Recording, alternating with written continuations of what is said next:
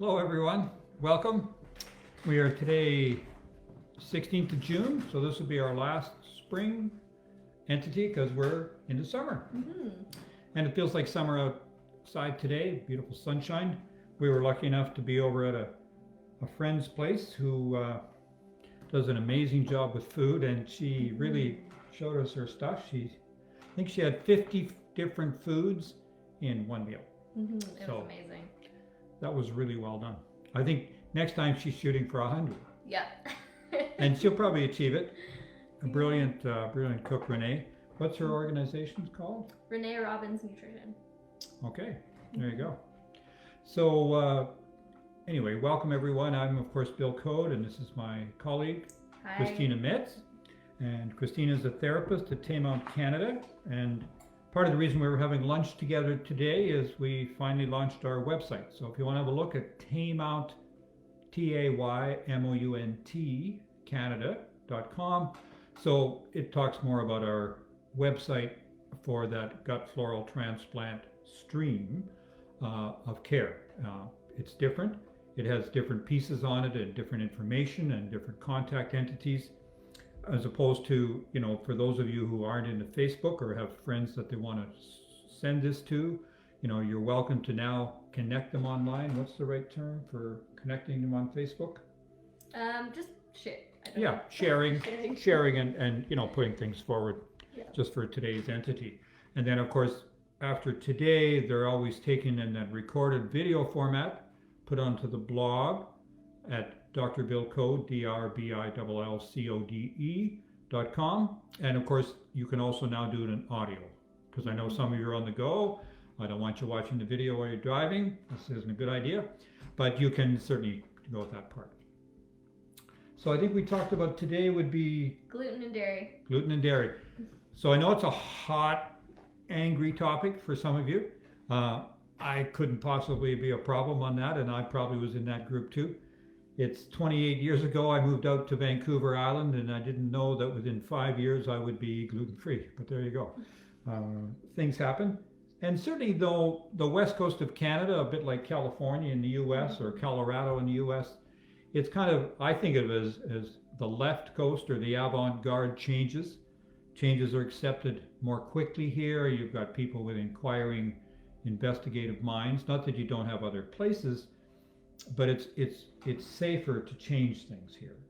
People accept change more readily. Yeah, I mean, we're going to cover the pros and cons as well, and then maybe talk about specific groups that might respond either negatively or positively. So to gluten and dairy. Yeah. We're going to be real about it. Well, that's right, because it's still a major part of people's diet. There's just no question about it. And you need to look at why. The other thing I'd like to do, I mean, everybody's heard of celiac disease. I don't think we have an equivalent in dairy, not a term. No. In the same sort of format. And we know celiac disease was 1 in 400 30 years ago, and now it's at least 1%, so that's 4-time increase in 30 years. And it's, some people are saying it's even 2 and 3%. And then the other really important piece that we always forget is there's non-celiac gluten sensitivity, and this could be up to 1/3 of people. And that is almost always a neurologic issue. But we're pretty broad-minded with the neurologic issue. It can be mental health issues like depression or schizophrenia or bipolar, or it can be certainly other entities that you might have, even things like suicide risk. And we can give you some of the explanation because that's been worked out in the last year or two. Yeah. So I'm currently gluten and dairy free. I used to cheat on ice cream, and now I do that even less and less and less because it makes a difference. How about yourself? Are you? I'm gluten and dairy free, although occasionally I will cheat and have cream in my coffee. Yeah. So everybody, I mean, life is a trade-off, right? Yeah. And no matter how, it depends on how severely sick you get, because if you're really severely sick, it's a bit like a nasty hangover. Yeah. You can remember what caused it a little longer if it's really rough. And the same as if you're really sick, then your memory's better. Or you'll learn that a little cheating. Now, a little cheating we often do, but it doesn't come without some risk, unfortunately, because our body, when it gets that little cheat, it absorbs and gets into the bloodstream, and all of a sudden, for 3 and 6 months, our antibody response to that gluten or to that dairy component, usually casein, the cheese protein, is a problem. And so that's why you're going to have more troubles. So I cheat less and less, and even when I'm out eating, because it's hard for restaurants. Sometimes there's a language barrier. I mean, Argentina, they would, bend over backwards to do it. Italy, if you say you're celiaca, I think that's the right word, why, they're all over it. And they've got gluten-free pastas and the whole deal. Yeah, I had a great time in Portugal as well. There was not a problem there. So you would say the word in Portuguese? No, not even. I just, it was such a weird time there. I was using like a mix of Spanish, but they weren't, I don't know. Portuguese actually isn't anything like Spanish, so. It's not very close. No, it's not very close. We were just briefly on the border at the Iguazu Falls, which is in between Brazil and Argentina, and Paraguay comes right down to the corner too, but very different languages. They're not that fluent to interact. They can sometimes cope to some degree, but it's not very major. So to talk about gluten and dairy, and so I have to confess at the beginning that I'm a small farm prairie boy from Saskatchewan, or for the Midwest of Canada, the United States, and wheat is still the #1 crop in a major way, has been for a long time. So with that confession, I can go on to say, why many of you would think about shifting that. And I didn't learn it early on. I was lucky enough to see a young woman the other day. She's 14. She's had multiple fractures. The last one, she's quite a dancer, and she fractured her foot dancing, and it was very slow to heal. And eventually in the whole workup, they discovered that she was osteoporosis. At 14. Yeah. So one of the things that happens in the very gluten sensitive, plus or minus celiac, but they often develop severe osteoporosis. So, we dedicated a whole chapter in the book to gluten sensitivity, and it becomes gluten and dairy, and we'll talk why in a minute. But, I was in that same group. I had my first fracture when I was 10. I had a couple more in high school, from minimal injuries. Well, 3 more in high school, and then multiple rib fractures since, and eventually collapse of lumbar L1 completely. So now I'm 2 inches shorter instead of 1 inch shorter, typically, and by the time we hit our 50s, because it's compression of the place between the spines, or between the vertebrae, okay, the discs tend to compress.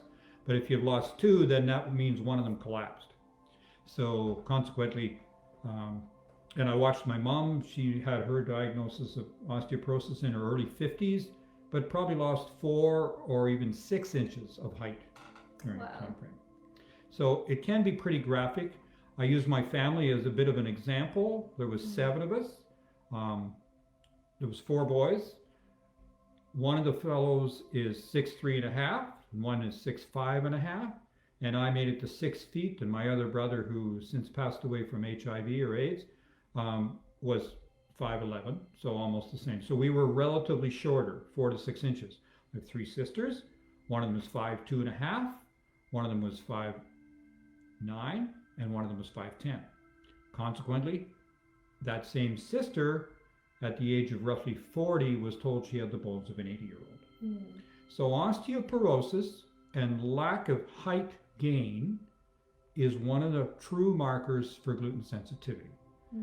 But it's not very well known / accepted, even though the literature supports it, in the regular population, because this young woman had seen a dietitian to have better food optimization and all these sorts of pieces, but no one was talking about being off gluten and dairy completely, despite the mom knowing that she was gluten and dairy sensitive. And of course, this thing is a bit genetic. There's a genetic component. There's 2 genes seen in humans that encompasses probably 90% of people gluten and dairy sensitive, okay? but we don't test for those genes typically. Mm-hmm. And just because you have the gene doesn't mean it will necessarily express itself. But some things really aggravate it. And we'll get into some of that today, because you might be going along life pretty good, and then in your 50s and 60s, which is the typical time that celiac's diagnosed, in your 5th and 6th decade, either you're on a different food or you're on a different set of, toxins that you take in. And a big one I think that's bumped things up is glyphosate, because it messes up the body's microbiome by being an antibiotic. And that aggravates the whole gut lining and aggravates any of the inflammation that gluten will trigger, right? Mm-hmm. Yeah. So what got you on the path to starting to change? The Hashimoto's diagnosis. Yeah. Mm-hmm. Hashimoto's thyroiditis, of course, which is hypothyroidism. And, I think gluten is one of the big triggers for that. Mm-hmm. It makes sense because gluten irritates the gut lining hugely and creates leaky gut. So if you have the gut cells held together, and they're held together by kind of a cement or a tight junction formation, when the swelling and inflammation occurs due to the gluten, all of a sudden there's bigger gaps and bigger holes. You've got leaky gut. The protein, in this case gluten, gets into the bloodstream. The body does the correct thing. It recognizes it's a foreign protein. It creates an antibody against it. And in Hashimoto's, that protein that it's forming for against gluten, or the gluten component, now looks like the thyroid. So now you've got a set of antibodies from the cells in the body working against the thyroid gland. And so now you've got reduced thyroid production. And that, I would suggest, is the basis of 400 some so-called autoimmune diseases now. We've got so many. The name doesn't matter all that much, because the treatment should almost be the same. Yeah, and so I didn't test positive for celiac, but I was having such crazy mood swings in the beginning.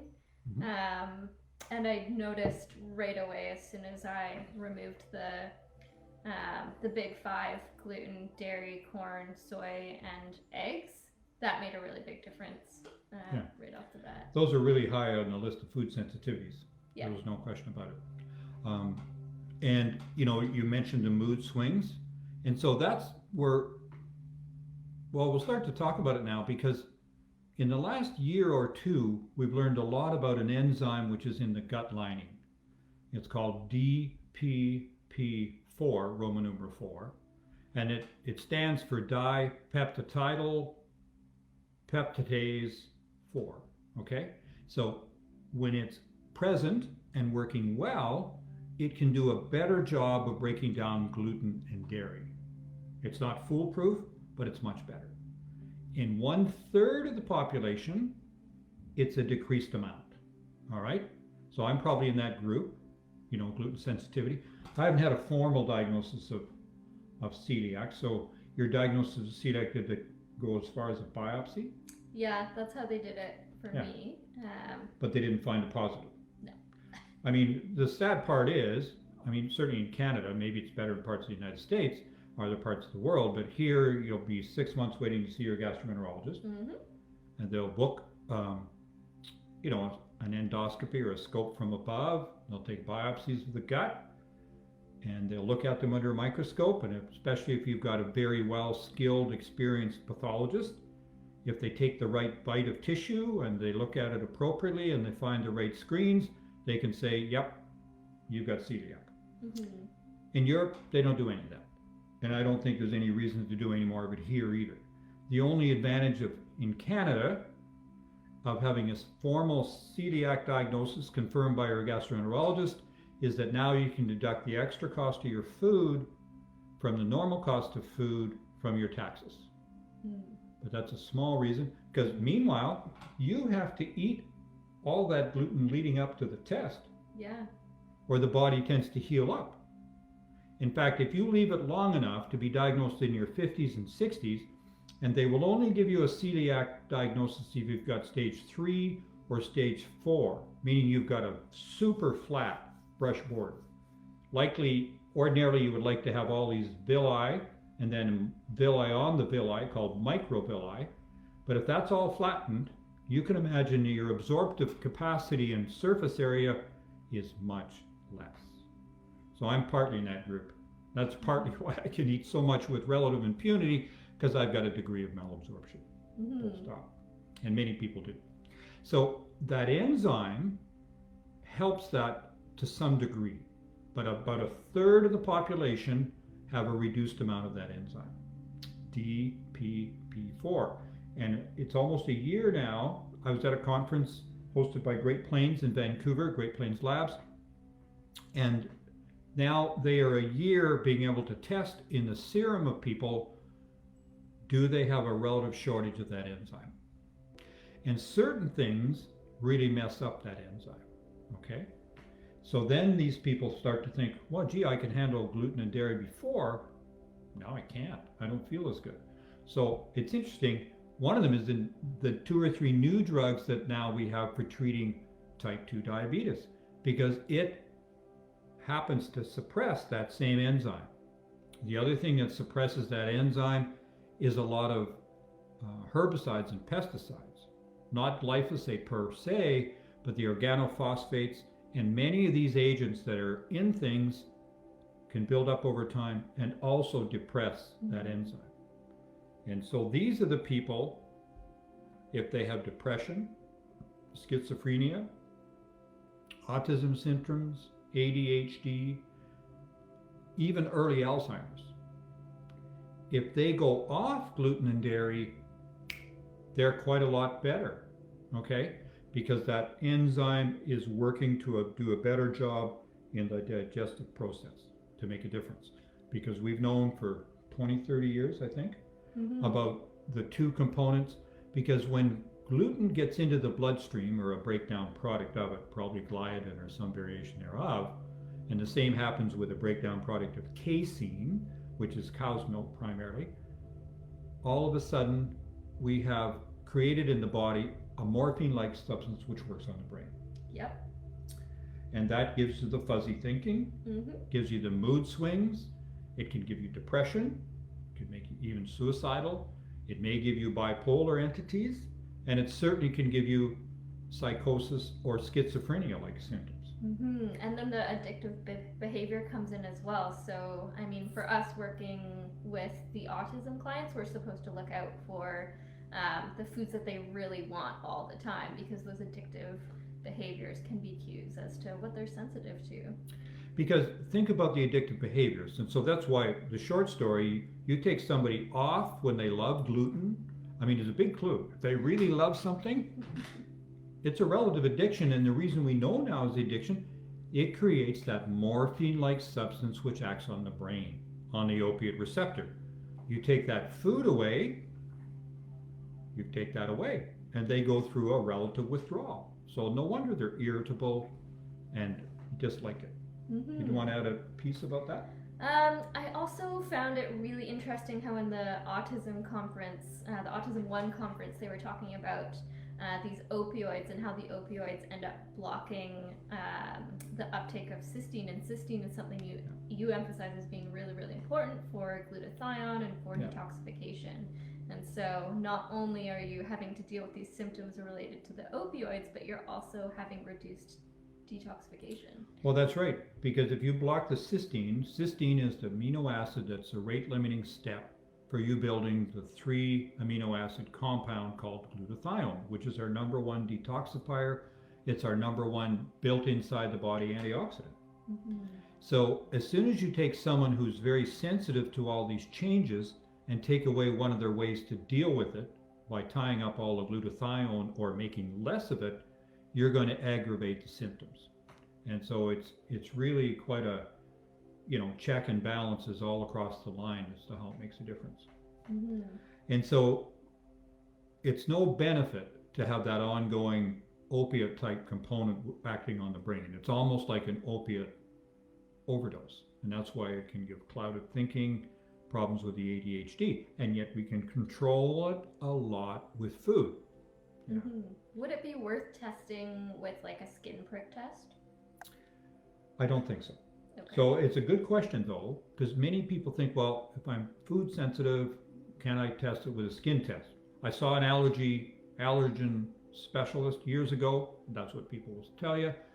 And they did skin tests, and I'm allergic to, well, grasses perhaps, or pollens, but I'm not allergic. But we don't eat through the skin.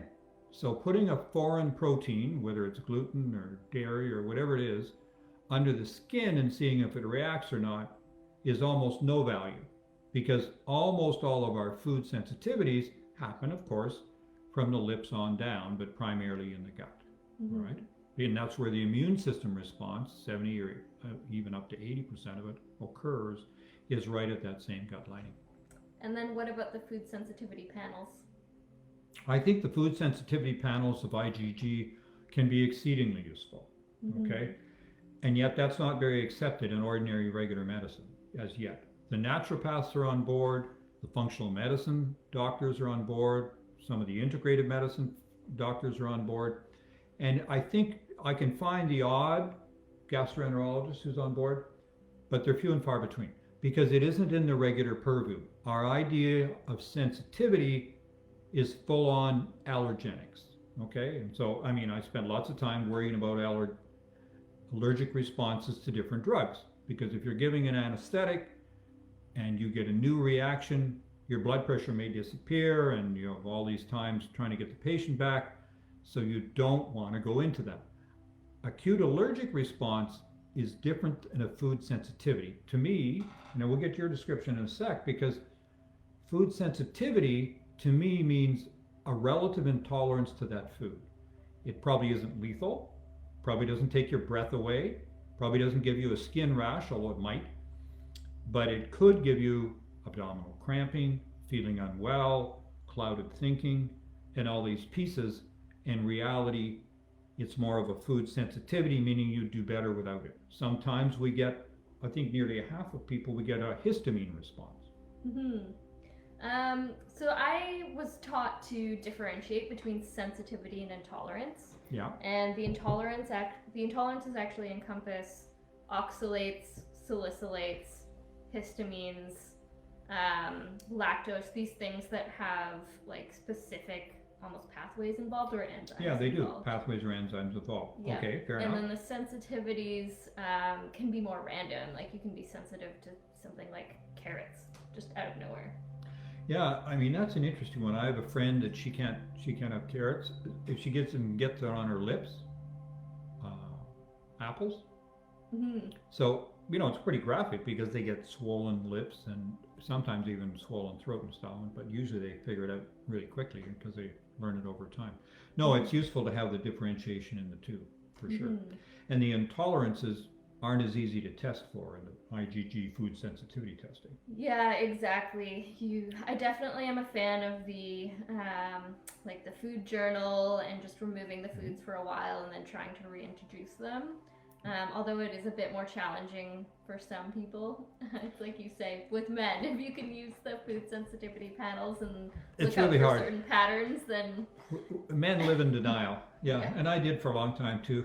And yeah, I'm a little more open to it than many men. I don't think I'm as intuitive as I would like to be, the way my spouse and many women are, and probably you are, but at least you can get partway. Because you eventually come to grips, you will do almost anything to try and make yourself feel better. And that's why, I don't recommend people to go on for that full-blown celiac testing and biopsy. I take much more of a European approach, which is, if you think you're sensitive to it, let's stop it for 3 months. And then if you want to retry it, good on you. You can give it a try. But if you feel like dreadful, then usually you'll wake up and, go that route. But it takes a while, and at least 3 months is a good guideline. Sometimes you'll even need to go 6. But also, don't just look at yourself, ask the people around you. Are you less irritable? Are you less grumpy? Are you less angry? Or do you seem to be able to focus better? Because the people around you will notice the changes sometimes even before you do. One advantage of a chronic illness, you get to know yourself pretty well, at least you should, because you need to have the nuances of what will work, what won't work, and so on, but you can take it on from there. So I suggest 3 months off, and then if you want to try reintroduce it, fine. I'm not going to be enthusiastic, it's going to help. And I think a couple of stories might help people. I mean, I like to talk about the study that was done in New England a few years ago. They did this on healthy young people. So that's in their 20s and 30s. Everywhere I go, there's more young people. How does that work, Kristina? Anyway, so they did an endoscopy on all of these healthy, normal people, and they all had a normal, healthy-looking small intestine. And then they gave them a gluten meal, and then a few hours later, they did another endoscopy. And not just one or two, but 100% of people had inflammation in the gut after gluten. So how did gluten get designed to be that way? Well, there's a few things that made a nuance in it that it's much more graphic than it ever was. Number one was probably 30 years ago, we decided that the very best special wheat had the highest protein in it. And that was usually grown in northern Saskatchewan or northern Alberta, because when you've got a short growing season, the plant's very clever. It has more protein to get a jump start at the start of the season and get its growing done in that 90 to 110 days. Okay? So it can do it much better if it has high protein. The downside of higher protein in wheat, you had even more gluten molecules as it was eaten. Because Denise and I think in 2008 went for a Sicilian bike tour over in Sicily off the coast of Italy, which was fabulous. And we could almost eat at that time wheat with impunity. We could have pizza, we could have some breads. I didn't quite get into croissants, but it was tempting to. I love croissants. So anyway, it was very revealing, and we've come to understand since. It's been also aggravated in the last 30, 40 years because now we have a lot of glyphosate, and glyphosate is the Roundup component which irritates the gut lining and probably makes it even more sensitive to the problems of gluten reaction, because it also messes up the microbiome because it's a backup antibiotic. So those are 2 or 3 of the reasons that we're seeing it much more today than we were. And then this other enzyme that I've talked about, DPP4, Roman numeral 4, is also an aggravating factor. So if you get put on a medication which changes that, such as the new anti-diabetic drugs for type 2, not the old news metformin and stuff, but some of the very new age ones, they interfere with that enzyme. And then the other thing I talked about was, certain other agents, such as well, you mentioned pesticides. Yeah, pesticides and herbicides. Yeah, especially the ones non-Roundup. I mean, Roundup is the number 1 on the planet right now, unfortunately. But number 2, 3, and 4 usually poison that same enzyme. Interesting. Yeah. So that enzyme change has really been very huge for us. And so the other thing that will impact that is heavy metals. Include that within your heavy metals, include aluminum, but certainly mercury. I mean, that was part of my issue, of course, because I had all those mercury amalgams, which happily are gone now. But each of those are contributing factors to depress the activity of that enzyme. So if you've got relatively small amounts of the enzyme in the first place, and you get some other secondary effect on it, and now you've got a bigger problem. Right. And the newest thing on the block to try and minimize is that an enzyme isn't working adequately and you're having a problem, you're also going to have more risk of Alzheimer's, early onset memory loss. So that's what keeps me going, because I know I'm double the risk because I've got MS, so I'm double the risk of dementia, and I exercise and do all these other pieces. Maybe fear is driving me, I guess.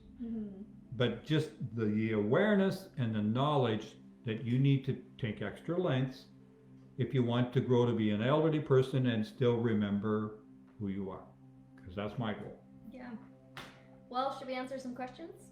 Sure, we have some. Let's go. Yeah. Hey Bill, are mushrooms problematic to the gut? I'm allergic to baker's and brewer's yeast and just had a negative response to mushrooms. Thank you. Okay. Well, a good question, Sandra. Happily, you know, responding to the yeast is probably the excess of the specific type in the fungi group, which is Candida, okay, which I'm sure you realize and recognize.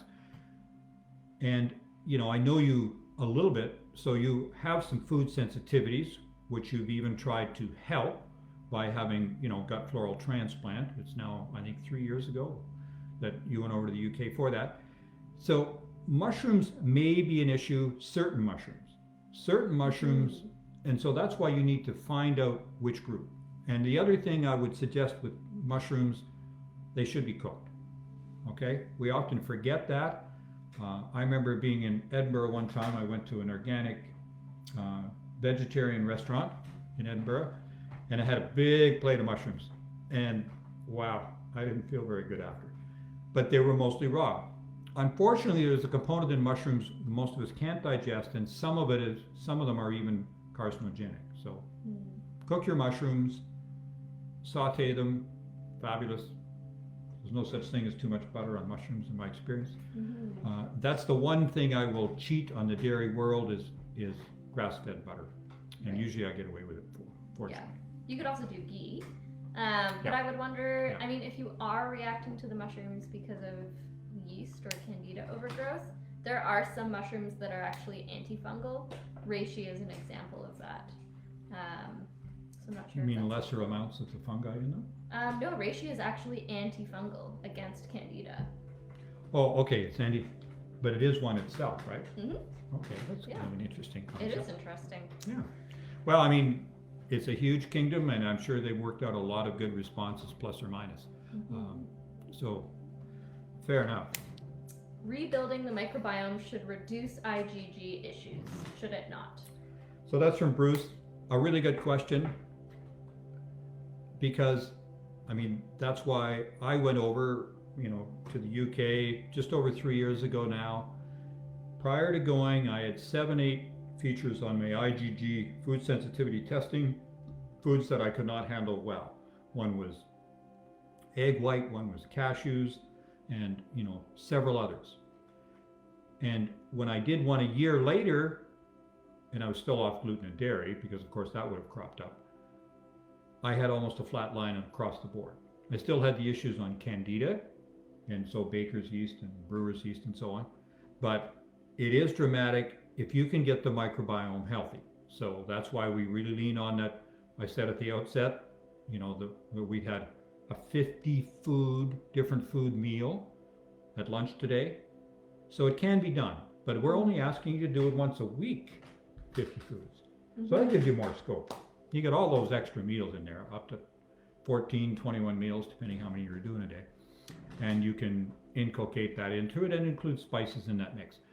Each time we have a different, especially vegetable and fruit, it has a different fiber in it, supports a different team of bacteria within the gut, and every time we increase the diversity in the gut of a lot of different variety of things, the pathogenic issues within the gut all get diminished, and the growth of extra candida gets diminished, and our ability to, you know, if we've got optimal microbiome, converting the storage form of thyroid T4 to the active form in the body T3, a third of that happens in the gut microbiome. And at the same time, the liver functions better and the whole cascade of things work better. And I've loved hearing about your test results. So how you ran the IgG testing for yourself in the beginning of your journey, and you've continued to do it over time. We've seen that the more your inflammation comes down, the more your gut heals, the less of these food sensitivities you have. Yeah. And so I'm ready to go back into it again, because it's a journey, right? I mean, right now I'm a little messed up because I've got a bladder stone. So I get recurrent bladder infections, recurrent low grade or treatments of antibiotics, including some of the ones I don't like at all. But, you know, fever and chills and racking being unwell doesn't go good either. But once I have that surgery and move on, then I'll go back to rebuilding the microbiome. I'll probably do another go around of gut floral transplant, and, you know, I can stay back. I'll know all those foods, but I know I'm hitting it all the time with the antibiotics. Yeah. Same as some people are doing because they keep eating Roundup foods. Right. Got to get over those. Okay, so Penny is asking, I had swollen lips when I first came to Canada and ate apples here. If I eat organic, I don't get this. I thought it was something that was put on the apples. Maybe it was wax? Yeah. Well, it's possible it's the wax because they sometimes will put it on, but more likely because apples are sprayed a great deal. You know, if you grow them a lot of time. And often we're reacting to one of those sprays. And they say, well, no, I washed my apple. I'm sorry, it doesn't cut it because the sprays are put on the whole time the apple's growing. So it's got components of those sprays all the way through the apple. So you've done a very smart thing. You found that if you eat organic ones, you're okay. So that's a further indication it's almost for sure one of the contaminants within the system. And Sandra's asked you spell that particular mushroom. Reishi? Oh, yep, R-E-I-S-H-I. Yeah, there you go. Does gluten have any relation to menopause symptoms? Well, you're asking the wrong guy, of course, because I don't have menopause symptoms. But I have a bit of an answer. So, I mean, if you have really strong menopause symptoms, that's a sign that your total body burden or your bucket is overflowing. So when you enter into menopause, all of a sudden you don't have as many hormones being made from your ovaries. So then other parts of your body have to take over, say your adrenals, for example. So your body's under more stress, and so your threshold is lower. So how can you increase your threshold or create more space in your bucket? Well, if you are sensitive to gluten, then you're going to create more space in your bucket by removing gluten. And, you know, this bucket that she talks about, because, you know, lots of people say, well, I felt pretty good, and then I got a food poisoning. And I've never been the same since, even though they treated their food poisoning. Well, the food poisoning was, I guess, the straw that broke the camel's back. But over time, because maybe you'd taken in gluten and you were sensitive to it, and you were still doing dairy, and you were still eating ordinary foods and no regard for organic or not, and you were living in a place with really crap water, and all of a sudden all these things build up in the body, you bring in a new stress, and menopause would fit as a new stress, just like pregnancy is a huge stress. Okay, you bring in a new stress, and all of a sudden you've got to fix almost all of those items, at least some degree, before you can be enough well or get room in the bucket of wellness. Do you call it is it a bucket of wellness? Yeah, it's the bucket or the rain barrel. Yeah. Well, if you're really big on these items and you do a lot of things, sure, Yeah. do a rain barrel. That's a good idea. Okay. I think we're at the end of the questions. All right. So why don't we talk a little bit about some of the other features, and while you're checking that out. So I've learned in the last few years about A2 milk. So even as call it a kid, when I was in family practice, people talked about this newborn, they could handle goat's milk, but they couldn't handle ordinary cow's milk. And you sometimes see that. Goat's milk is a slightly different protein at the front of the milk. And the tie-in, and this is why 80% of people that are gluten sensitive or dairy sensitive are the other, meaning that if you're gluten sensitive, you have an 80% chance of being dairy sensitive, because both of those have very similar amino acids on the end of the protein, and the body sees them initially as the same. And that's where the response happens. That's where that enzyme works, DPP4, and that's why it acts very similar on both. Some people, not all people, but some people will benefit by taking something that has a different protein on the end, i.e. goat's milk, sheep's milk, and now A2 milk. So A2 milk was initially, I think, discovered by a scientist in New Zealand. They started to look at it and it became a marketing piece.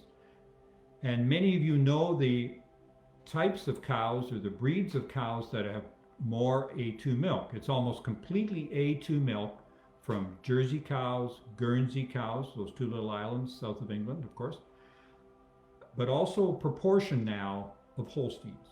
Okay, so I've got a cousin, and they're a dairy farmers just north of Winnipeg, and the young fellow, you know, he's in his early 40s, and his parents are a little bit older, and consequence they're supporting this, but he's breeding his herd more and more to A2. Because almost everywhere in the US you can buy A2 milk. I mean, I've learned from you folks here that it's available in Calgary. I'm betting it's in Vancouver if you know the right place to look. Yeah. Maybe even in Victoria. Yeah, I mean, it's in the Thrifties here, so. Yeah, okay. It's So that's great. one of our major grocery stores for those Yeah. who don't know, even though Sobe bought them. So the A2 milk will be tolerated by more people more often. So I would suggest if you really have to have that little bit of your dairy once in a while in your milk, use A2. A2 cream, or if you really, really need to and you can't get by on coconut ice cream, get the real deal, but get it from Jersey cows, Guernsey cows. They typically were higher in butter fat anyway, so it was popular in that milieu. And then if you're in the US, you could always try camel's milk, which we've had some pretty good feedback from some of our clients about camel's milk. Have you ever tasted it? I have tasted it. Yeah, it tastes quite good, actually. It's a matter. I'm sure it's a matter of taste. It didn't do much for me. Oh, But- maybe it was the batch. Well, I'm sure it was. Yeah. And what did the camel eat? I get it. I mean, I grew up on a farm and we had 20 dairy cows, which we'd milk twice a day. Luckily, thank God, there was a machine by the time I got to 8 or 9 years old. But the dairy cows, when they were eating, you know, stinkweed and certain grasses out there, it tasted in the milk big time. Didn't do anything for me. Okay. Well, maybe this is a good launching point kind of into the pros versus cons situation, because I mean, there are pros to consuming some of these things depending on how you do it. And just another example of something that's quite beneficial that comes from dairy is colostrum. So colostrum is shown in a lot of studies to be helpful for healing intestinal permeability. It's helpful for preventing and reversing damage caused by taking NSAIDs, so like aspirin or Tylenol, that type of thing, which actually physically damages the lining of the intestines. And then I have a friend, just as a story of a friend going through chemo right now, and she's found that colostrum is quite helpful for keeping her energy up. Colostrum is interesting. It's a little more dramatic in cow's milk than it is in humans' breast milk, although, you know, there's a relative human breast milk colostrum as well, and that's why it's really important. And breast milk, breastfeeding in humans is hugely important, but, you know, I'm of that, I think I'm a Pacific as opposed to an Alphic. So this was powdered milk or condensed milk, which was diluted and fed to kids in formula. So, I mean, I'm 5th of 7, and so I get it. I know that's why I had it, but it had that relative downside to it. So I think if we can look at in the newborn calves, the newborn human or calves, almost all young, don't really have any great barrier developed in their gut lining yet because they haven't been using it yet. They've been living off the blood that comes through the placenta, through the circulation. Nutrition is there. So it has to develop over a few days and get that relative barrier where it lets the right things in and the not so right things don't get in. And colostrum in cow's milk, and I've used it too, and it can be dramatic in reducing sort of your leaky gut syndrome. So it's a purview. I've got some on hand for when I can quit doing antibiotics and so on. I mean, I used to do an ocean of ibuprofen and naproxen for my headaches. And even though it's sort of in that group, Tylenol isn't quite as injurious to that part. It's really nasty on what it does to the liver and your glutathione stores. But the non-steroidal anti-inflammatory drugs are really dynamite for worsening leaky gut syndrome. So it's really important. And so if one is on the journey to try and heal up that gut lining, so you're doing all the different foods, maybe you're doing a lot of probiotics, you're not sure you can afford or want to go for gut floral transplant, then a go of colostrum for 2 to 4 weeks, I think somewhere in that range, can often help you through that healing stage. So even though you're off dairy, you know, this tends to be okay. It's a different grouping of molecules in that first day or two of colostrum formation by the cows. So it's something to reach for. You can also get liposomal colostrum. There is a certain brand called Sovereign Labs that makes liposomal colostrum, and it's quite easy to tolerate. The only maybe caveat I would mention is that if you've done the microbiome testing and you've seen that you have an overgrowth of sulfur feeding microbes or cysteine feeding microbes, you're not going to want to do colostrum or any dairy products. Because it's going to mess it up or aggravate it. You're going to feed those microbes. Yeah. You've got to reduce them first. Yeah, so it's a trade-off, and I think the best way to change those microbes, hopefully, is shifting your diet. So it can happen gradually over time, and relatively less expensive for you too, and very safe, okay? Yeah. But you may need help in the counseling of that. So you may benefit from contacting the folks at Tame Out Canada, talking to Kristina as a therapist or her colleague Cindy, because they've got a lot of extra training in that, in how to handle those diets. In fact, we went the extra mile. You did a lot of the training. Trudy? No. Anyway, I'm forgetting the name, but we've had some great courses that we've either done online or sometimes in person on SIBO. And there's a lot that you can do, but sometimes you need a bit of extra help with wisdom from the outside, and it's tricky to get it. It's not information you're going to get from your registered dietitian. And I know that pretty well because Denise was one for nearly 40 years, even though she's retired now as a master's in nutrition and nutrition consultant. And your physicians won't have the information, your nurses won't have the information, and very few people will. And you may not get the time that you need from your respective functional medicine doc. Sometimes they'll have the time and the knowledge, but not always. So then you want to find someone. So I think it's $100 Canadian, so pretty good value. Gets you 3/4 of an hour or whatever with someone like Kristina. And if you need to investigate more, I mean, that's one route. Some people need the objective evidence. I'm thinking guys here, right? And some people, I mean, often they can figure out a great deal by a careful story, history, set of symptoms. It's not a diagnostic thing, but it's to give you alterations in your diet or food protocols, different names, things like FODMAPs and sulfur containing, to get the right mix for you. And if it isn't the right mix overall, then maybe you're going to also benefit from gut floral transplant. But every time you do more of the mix to get it correct, same as, correcting the bucket, so to speak, you're going to have a much better outcome and better quality of life for you, your gut, and your brain. The gut and the brain, the gut is sometimes called the second brain. Yeah, Bruce is just asking what microbes are those, where there's about 20 or 25 different microbes that produce hydrogen sulfide, but the top 3 are Disulfovibrio, Bilophila, and actually E. coli. So E. coli, I know. Yep. You could say the other 2 slower for me, please. Oh, Disulfovibrio and Bilophila, so like bile-loving. Yeah, they sound Italian. Maybe not Italian, but anyway. Okay, fair enough. Okay, so do we want to talk about some of the other pros? So say you were to eat fermented dairy. That could actually be quite beneficial for you. You might tolerate it much better than the ordinary dairy, and that's why, aged cheese or yogurt may be tolerated because they're semi-digested. The same as if you're on your road early continuum for having gluten sensitivity, you may get away okay with sourdough bread because it's pre-digested by the bacteria that are in it and the relative enzymes from it. I always like to give the story. So I heard this first from Tom O'Brien. So he held the first gluten summit, which is the very first of online summits and talks. So he was groundbreaking in that. I think it was 2013.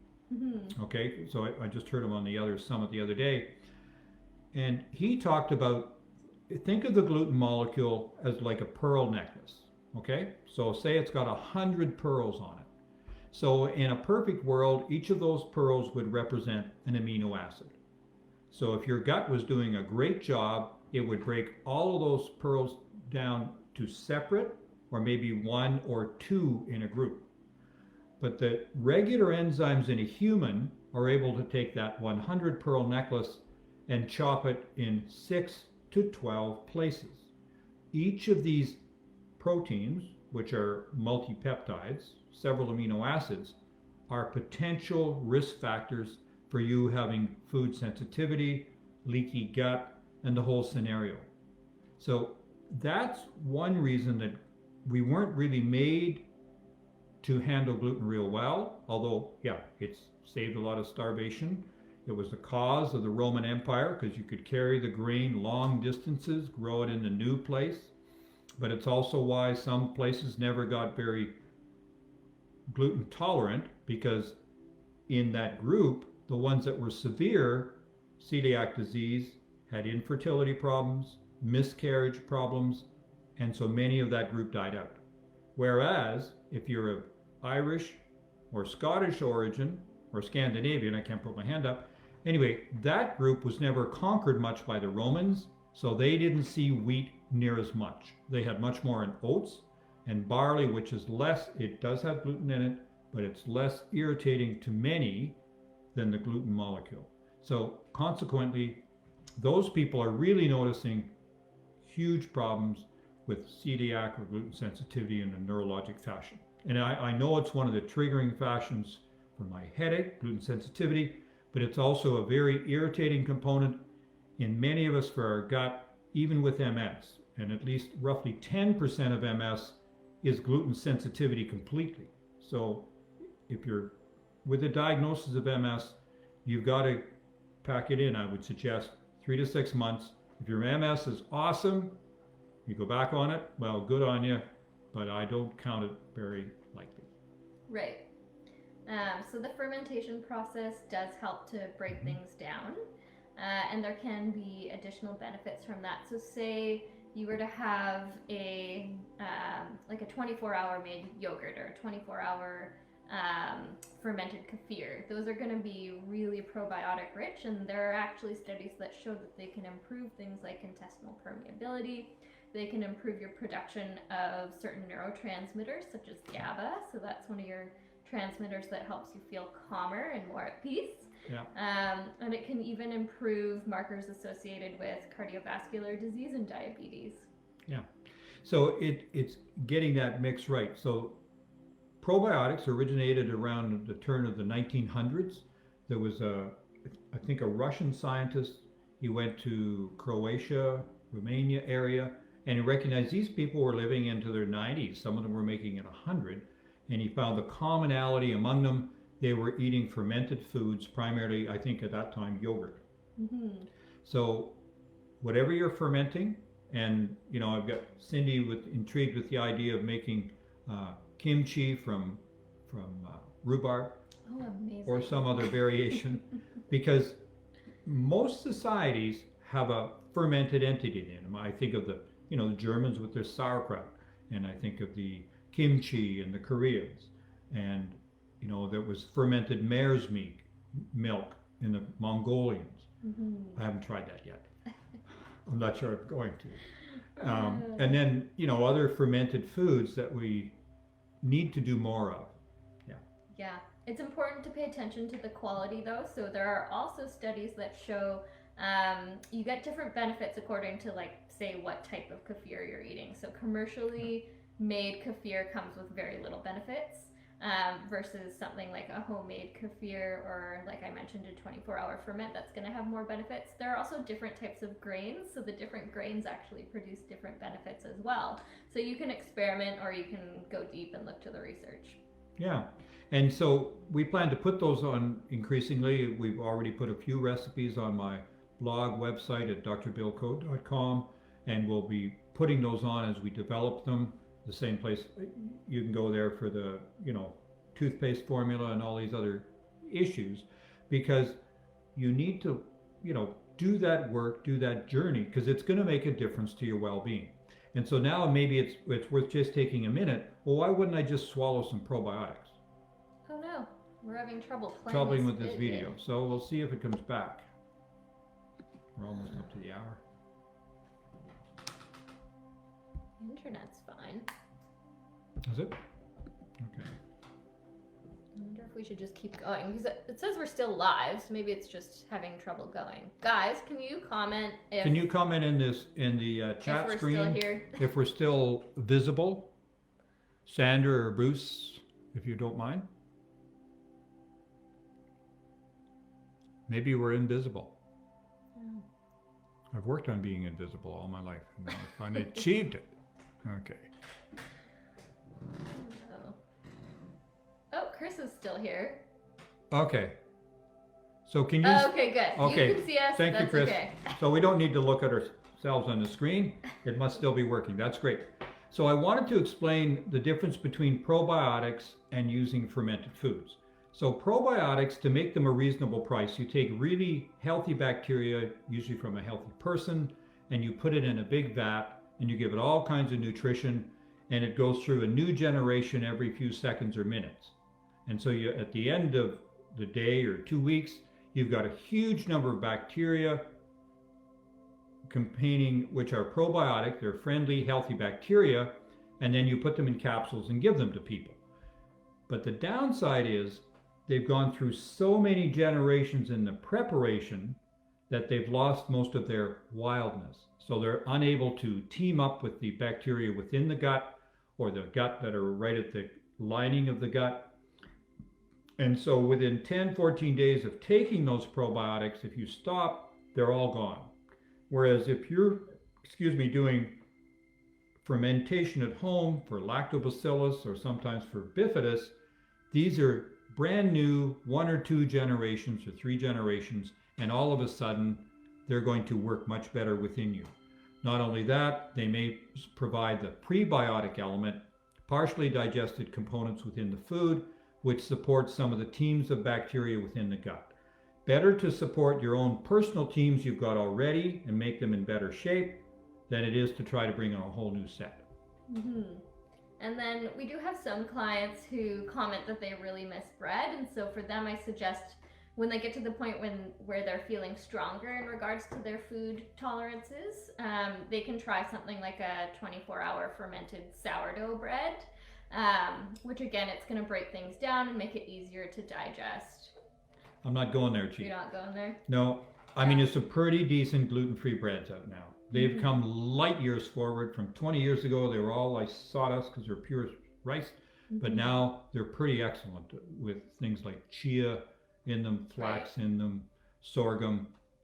I can't believe how much they're better. We've had buns recently. Denise is made out of almond flour and a few other components.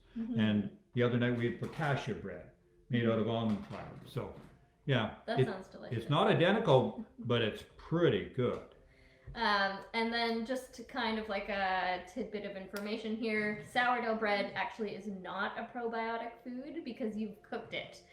So if you've cooked it, you've killed the microbes, which means it's no longer probiotic. Yeah. Well, that's right. And so ideally they're in raw things. You know, the same with sauerkraut. Denise always said, don't warm it up much because you're going to kill the bacteria. I get that. And not only that, but when you look at labels, you want to purchase probiotic foods like sauerkraut and kimchi and so on that are still relatively live and available. Because sometimes, and they do this in yogurt a lot, they kill the bacteria to prolong the shelf life, but now you just lost 3/4 of the reason you were going to eat it in the first place. Yeah, that's why I say specifically 24-hour yogurt. Sometimes you can find the length of fermentation written on the package if you're buying store-bought yogurt, but really your best bet is just to make it yourself. So Chris had a good question. There's a lot of information, of course, on what we're talking about in my book. How do we know which path to start down? So the way to contact Kristina, for example, is go to Taymount, Taymount, taymountcanada.com, and you can get the email, which is info@taymountcanada.com, or other choices to contact them. There might even be a phone number there, and you can set up, the consultation with Kristina, which is probably a good place for many people to start. If you're really, a pretty complicated individual and you've got lots of other things going on, including some medications, then you may want to contact me, and you can contact me or, the woman that helps set up my appointments at info@drbillcode.com. So DRBILLCODE, info@drbillcode.com. And then we can help you directly on that, because our goal is to empower you to get well. You have to do most of the journey. You are doing all the journey and often most of the work, but we're here to give you wisdom, suggest roads you might walk down in your journey to get better. Mm-hmm. Well, we are at 5 o'clock. We are, indeed. Mm-hmm. So I think even though we're still on black or invisible here, Yeah. I'm hoping you can see us or at least hear us. And thanks very much for coming. Once again, share this, please, with contacts or friends. We'll be back again at 4 o'clock next week.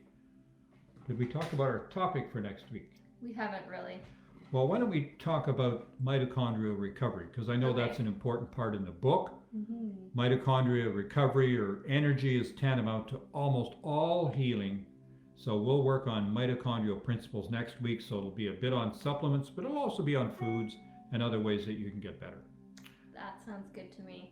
Thanks for joining us. Yeah, we'll see you next Tuesday.